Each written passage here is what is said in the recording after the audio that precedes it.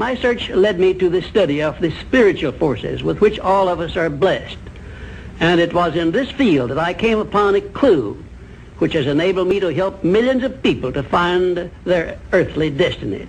I want to describe my discovery in the simplest terms possible, because it will reveal to you why it is true that whatever the mind can conceive and believe, the mind can achieve, regardless of how many times you may have failed in the past or how lofty your aims and hopes may be.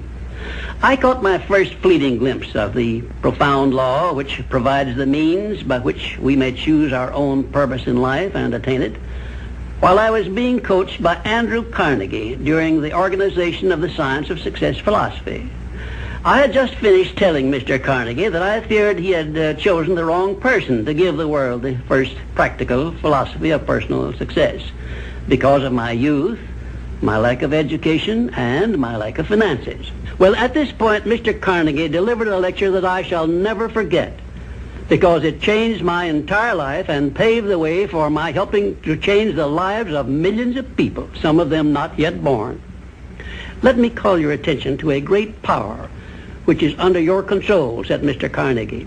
A power which is greater than poverty, greater than the lack of education, greater than all of your fears and superstitions combined. It is the power to take possession of your own mind and direct it to whatever ends you may desire. This profound power, Mr. Carnegie continued, is the gift of the Creator, and it must have been considered the greatest of all of his gifts to man, because it is the only thing over which man has the complete and unchallengeable right of control and direction.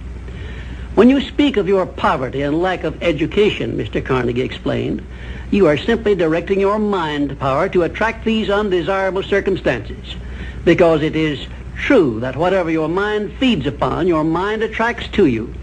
Now you see why it is important that you recognize that all success begins with definiteness of purpose, with a clear picture in your mind of precisely what you want from life.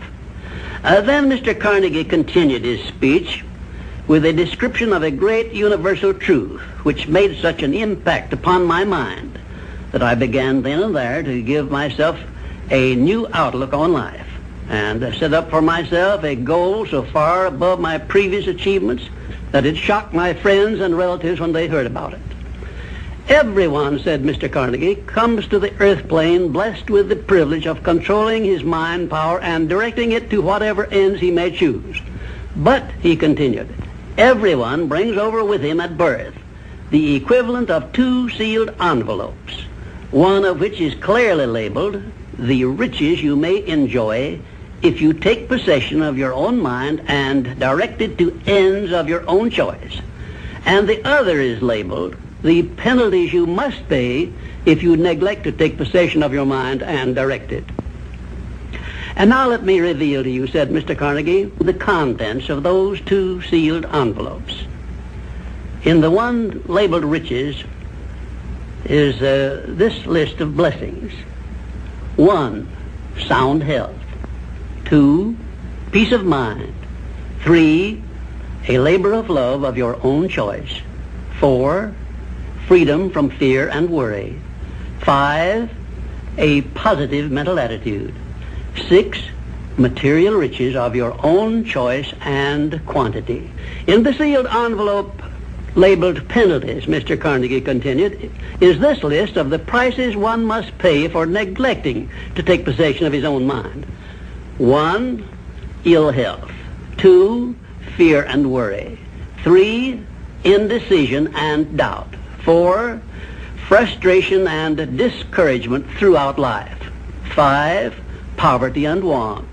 6, and a whole flock of evils consisting of envy, greed, jealousy, anger, hatred, and superstition. Now, my mission in life is to help you and everyone who needs my help to open up and use the contents of the sealed envelope labeled riches. And the starting point from which you must take off if you wish to write your own ticket from here on out for the remainder of your life, I will describe for you in these simple instructions. 1, procure a neat pocket-sized a notebook, or something on the order of this one here, loose leaf affair. And on page 1, write down a clear description of your major desire in life, the one circumstance or position or thing which you will be willing to accept as your idea of success.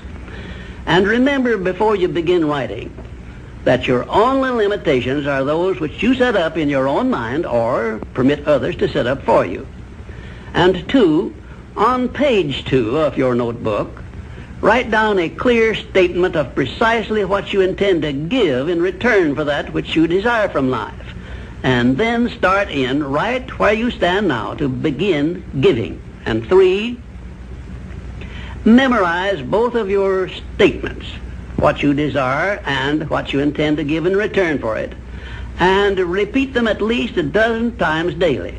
And always end your statements with this expression of gratitude for the blessings with which you were gifted at birth.